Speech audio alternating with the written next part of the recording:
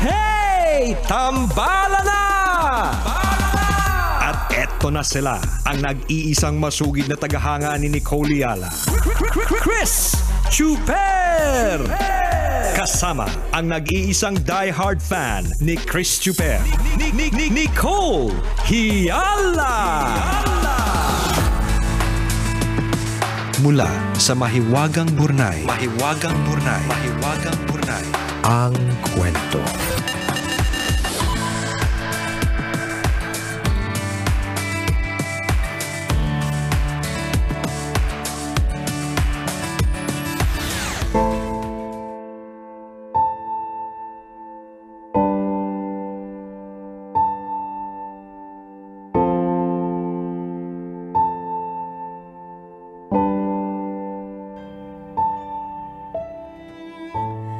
Dear Nicole and Chris, itago nyo na lang ako sa pangalang Rina, tambalanista for the past 15 years. Una ko palang mapakinggan si Nicole, na-hook na ako sa ganda ng boses niya. Ay syempre naman, 15 years ago ang boses ko maganda pa talaga. Ngayon walay na eh. Oo naman, ano ka boses niyan si Juris? Ay nako, sabi ko sa inyo, ma-inlove po talaga kayo. Char! Nang mapakinggan ko naman si Chuper, naging suki na rin ako ng tambalan. Nakaabang na ako sa inyo tuwing umaga at malungkot ako kapag weekend kasi wala naman kayo sa ere. Gumaganda kasi ang mood ko kapag nakikinig ako sa inyo. Kaya naman ngayong kailangan ko ng payo, kayo agad ang naisip ko. Pangatlo ako sa 6 na magkakapatid. Engineer ang tatay ko kaya may kaya kami nung bata pa ako. Nakatira kami sa isang village sa Maynila pero dumaan kami sa matinding krisis kaya napauwi kami ng probinsya. Hindi kalaunan, nag-resign na din si Papa sa trabaho niya sa Maynila at sumunod sa amin. Yung konting pera ni Papa na mismanage kaya naubos din. Natuto kasing magbisyo ang nanay ko. Nalulong si nanay sa sugal, sabong at alak. Walang trabaho ang parehong magulang namin at 4 kaming sabay-sabay na nag-aaral kaya matinding struggle talaga. I took up BS Accountancy pero after a year at the age of 18, nabuntis ako. I ended up being a single mom to 2 kids. I decided to work abroad and until now, OFW pa din. Aside from my kids, I also support my parents financially. Kapag may sumobra, tinutulungan ko din ang mga kapatid ko. Last year, inatake si Papa sa puso at tuluyan na kaming iniwan. Aminado akong Papa's girl kaya sagad sa buto yung pagdadalamhati ko. Ang masakit, nagluluksa na nga ako. Pinoproblema ko pa si Mama. Nalulong si Mama at yung 2 kuya ko sa sabong. Nagkanda utang-utang sila para matustusan ang bisyong ito. Ang hindi ko maintindihan, wala naman silang negosyo o matinong trabaho pero may nagpapautang sa kanila. May natatanggap na ngang pensyon si Mama dahil kay Papa pero parang mas dumami pa ang utang niya. Dati kapag nalaman kong may utang sila, naaawa ako kaya binabayaran namin ng ibang kapatid ko. Pero lately, napuno na kami. Kahit hindi ko sinasadya, napagsalitaan ko ng masakit ang mga kuya ko. Matagal na din kaming hindi nag-uusap ni Mama dahil blinak ko siya. Galit tuloy sa akin ang mga kapatid ko dahil wala daw akong galang sa nanay namin. Tambalan, mahal ko naman ang pamilya ko but I need to protect my mental health. I am already depressed. Isa pa, magka-college na yung panganay ko this year kaya kailangan ko na mag-ipon. Maliba na unahin ko muna ang pangangailangan ng anak ko. Hanggang kailan ko po dapat problemahin ang pamilya ko? Nicole and Chris, gulong-gulo na po ang utak ko. Ano po kaya ang mabuti kong gawin? Salamat po sa inyong payo. Ang inyong tambalanista, Rina.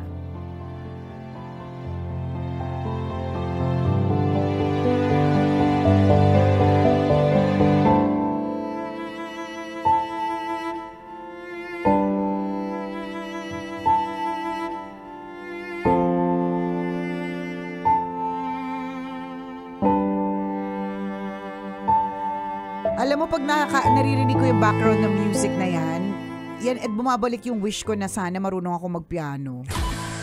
Kaya lang ibang organ yung inaral ko. Anong organ naman yan? The heart. Bamboo organ. Oo, ganyan. So anyways, Rina, naku, ito na naman yung yung topic na debatable, yung topic na na very sensitive bilang tayo po ay nasa Pilipinas. Oo, kung saan very clannish yung mga tao, kung saan sama-sama together ang lahat. Diba?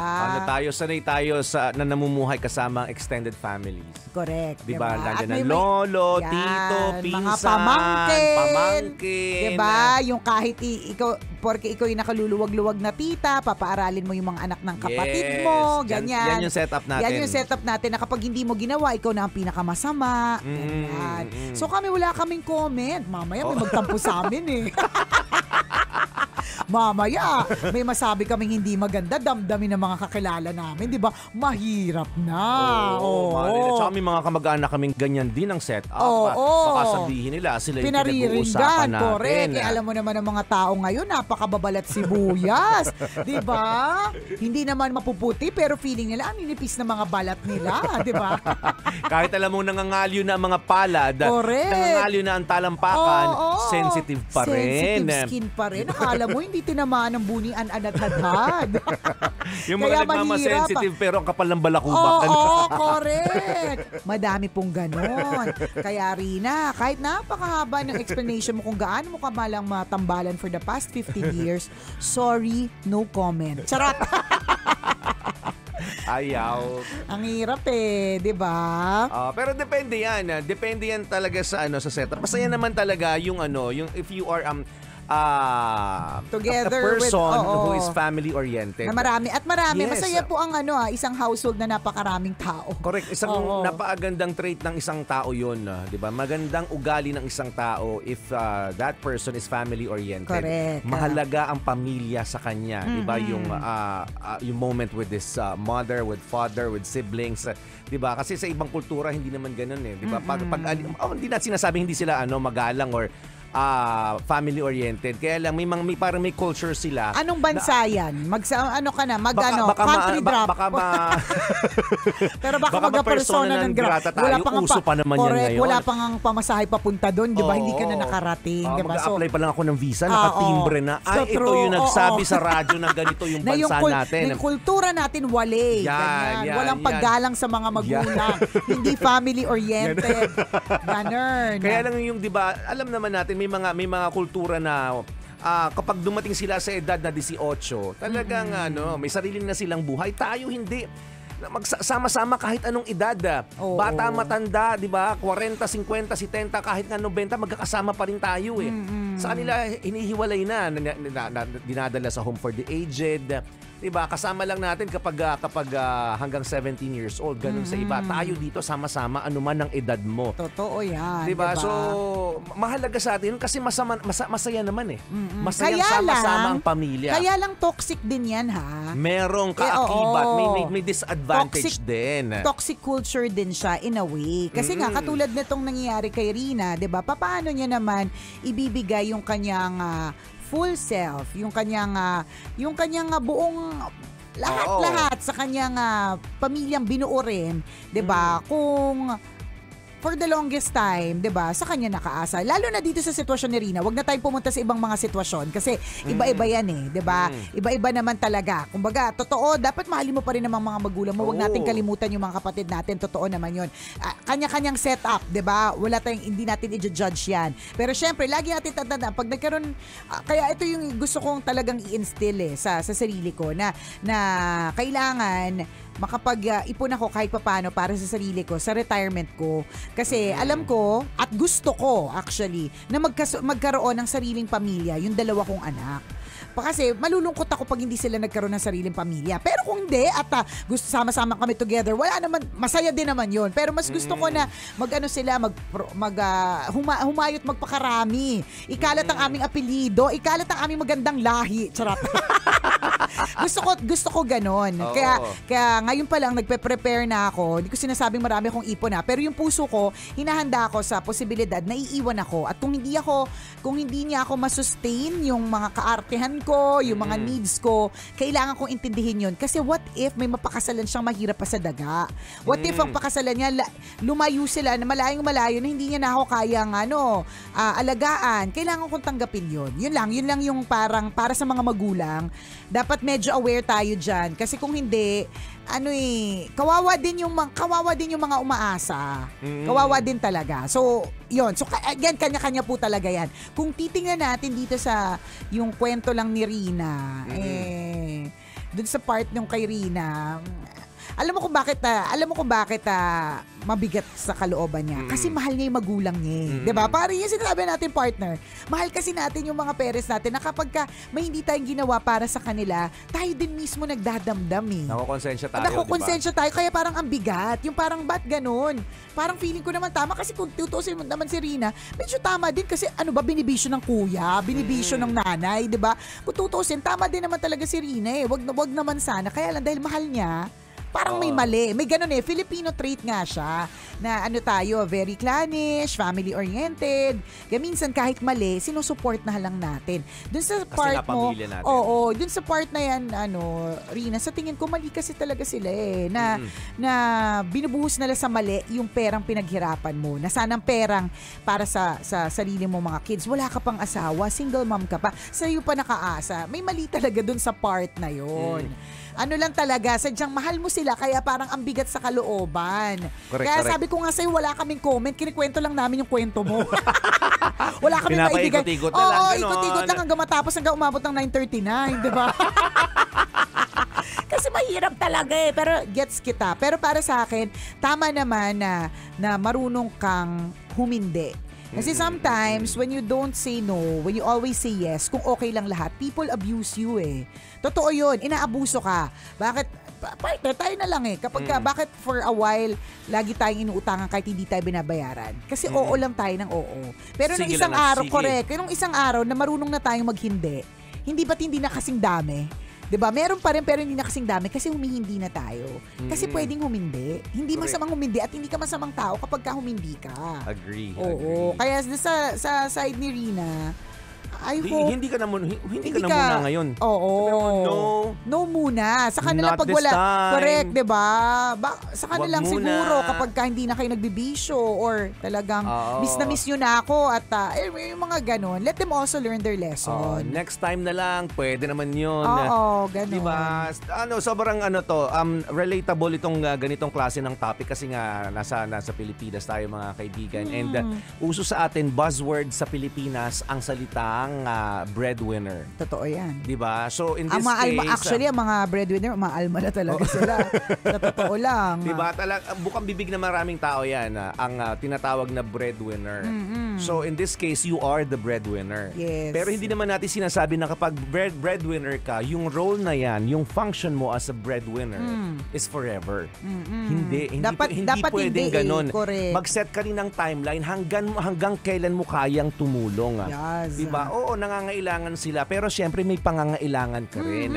Diba? At minsan, may mga pagkakataon na kailangan mong mas unahin tugunang ang pangangailangan mo. Totoo. Diba? Yung kasabihan, you cannot drink from an empty cup. You cannot give what you don't. You cannot give what you don't receive. Naghalo-halo na po yung mga quotation, mga kabisyo. Ang hirap. Diba? Mahirap mag-pour ng ano ba yun? Mahirap, you cannot drink from an empty cup. Isipin mo, di ba, umiinom ka pero walang laman. Ganon yung kasabihan. Ganon, di ba? Hindi ka pwede magbigay ng pagmamahal kung ikaw mismo wala ka ng pagmamahal sa sarili mo. Parang ganon kasabihan na, di ba? So kung alam mong empty ka na, paano ka pa makakatulong kung yan? tuyot ka na, paano ka pa didilig? Di ba? Kasi ikaw mismo tuyot ka. Correct. So sorry na po sa mga tigang na tinamaan. Baka ibang tigang po yung pagkakaintindi nyo. Hindi, tigang ang wallet. Yun naman ang pinag-uusapan natin, tigang sa budget. Oo. So kailangan, punan mo ulit ang sarili mo. Diba? Kasi pag hindi mo pinunan ang sarili mo this time, pag hindi mo na inasikaso yung sarili mo sa mga pagkakataong ito at inuna mo lagi ang mga taong umaasa sa'yo, pare-pareho kayong malulugmok. Diba? So kailangan, sige, pagyamanin ko ulit ang sarili ko. Diba? Mag-ipon muna uli ako, matuto ako ng mga bagong skills. Kailangan ma-discover ko yung mga bagay na makakatulong sa akin. And then pag may sobra, that's the time that you will help them again. Yes. Diba? Hindi naman sinasabi na hindi ko itatakwil ko na ang pamilya ko, hindi ko na sila tutulungan. Pwede kang mag-say no this time. Diba? Pwede sabihin, better luck next time. Diba? Next time ulit ako tutulong sa inyo. Kailangan ko munang asikasuhin ang sarili ko. They will understand because they are your family. Correct. Magugulat sila na mawawalan sila ng suporta. Diba? Matitigil muna. Pero matututo sila mag-isip. Diba? Na kumayo ng sarili nila. And again, they will understand because they are your family. Alam mo, partner, you are their family as well. Sa totoo lang, kapag halimbawa, ikaw ay isang magulang, tapos nakita mo na yung mga anak mo ay mabuting magulang sa kanilang mga anak. Ano yan paraan lang din yan para ipaalala sa'yo na napalaki mo ng tama yung anak. Correct. So kung halimbawa, yung anak mo nakita mo na hindi ka nabibigyan ng budget kasi kulang na talaga kasi may dalawang anak na pinapakain, 'di ba? Kahit masakit isipin, pero in a way kung titingnan mo, 'di ba? POV nga, mindset. In a way, it's also good. Kasi nagiging mabuting magulang ka at dapat ganun, 'di ba? Tuturuan natin sila na maging mabuting magulang. 'Di ba? Yung ganun. So, okay lang yan, Rina. Masakit lang talaga sa kalooban, pero lagi naman nating sinasabi at lagi naman nangyayari sa mga pelikula mga Pilipino, nagkakabati-bati din po ang lahat after 3 seasons, di ba? So baka hindi pa kasi panahon ngayon, di ba? Pag na season 4 yan, may panibagong storya uli kayo. May reunion na kayo, bati-bati. Di ba, matatanggap na nila. At magugulat ka, meron na silang magandang buhay din. Correct. Sa pamamagitan ng kanilang sariling pagsisikap. Tama. Kasi tuturuan mo din sila mga ganon. So kung meron tayong Filipino traits na ganyan, di ba? Magtiwala din po tayo sa mga script ng mga Pilipino sa mga pelikula, di ba? Na in the end, di ba, nagkakabati-bati din naman talaga ang lahat. Ganyan. Totoo yun. But we admire your heart kasi correct. Nandun yung puso mo na tumulong sa pamilya mo. Totoo. Diba? At mabuti yun. Katulad nga ng sinabi natin na kabisyo, di ba? Hindi lang siguro dahil, ewan ko, kung baka nga dahil Pilipino lang tayo. Pero but of course, important issues talaga na suportahan pa rin natin ang ating mga magulang at mga kapatid, 'di ba? Kasi 'di ba lalong-lalo na kung meron kayong kwento mga paghihirap, 'di ba? At lalong-lalo na kung meron ka namang extrang pantulong, bakit naman din hindi? 'Di ba? Pero 'yun nga, dapat alam mo lang din kung kailan ka hihindi. Dapat alam mo yung hangganan mo. Yes. This time malinaw nga yung hangganan mo kasi 'di ba, yung pagtulong mo nagiging bisyo nila eh. Diba? Bisyo na humingi ng tulong at bisyong gumawa ng bisyo. Correct. Diba? Na magsabong at diba? Pumasok sa mga sugalan. Bisyo rin ng mangutang. So hindi maganda yung dulot. Turuan mo silang kumayod ng sarili nila. Turuan mo silang magsikap pa. Diba? Hindi naman ibig sabihin nun, kakalimutan mo na sila. Gusto mo lang silang turuan ng leksyon. Correct, ganun. Hindi naman ibig sabihin hindi nila mahal. Diba? Ganon! Learn to say no. Chula luto lang halong eklabu. Ayan, sa lahat ng mga kabisyo natin na may ganyan ding klaseng kwento, huwag nyo na pong ikwento sa amin. Ang hirap po sagutin ng breadwinner issues. Kasi nga siya, highly debatable. Oo, dito sa Pilipinas. Tsaka syempre, masaya kasi lang naman tumulong. Pag nakita mo, di ba, binigyan mo yung nanay mo ng pang-grocery. Masarap sa pakiramdam. Yes, masarap sa puso natin. At malungkot din sa pakiramdam kapag hindi mo sila nabigyan. Di ba? Kaya, mahirap talaga tong topic na to. Kaya kung meron kayong kwentong hindi breadwinner, i-email nyo po kami.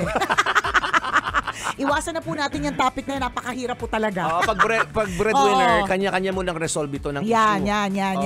Kasi tandaan, marami pong mga sasaktan, matatamaan, ang dami pong balat sibuyas. Ayan. Kabisyo, kung gusto nyo po kaming i-email, pwede. Gusto nyo i-share yung kwento na ninyo sa tambalan, go lang po ng go. Kung gusto nyo ma-podcast pa yan, malay mo maisama pa sa podcast. Pwede nyo kaming i-email. Send your stories at maywagangburnaystory@gmail.com. Malay mo kwento mo na ang ating pag-usapan sa mga susunod na araw. Kaya send mo na yan, kabisyo. serbisyo. Muli ako po si Nicole Yala At ako naman si Chris Chuper. na nagpapaalala, walang matatag na relasyon sa malanding may determinasyon. Yun!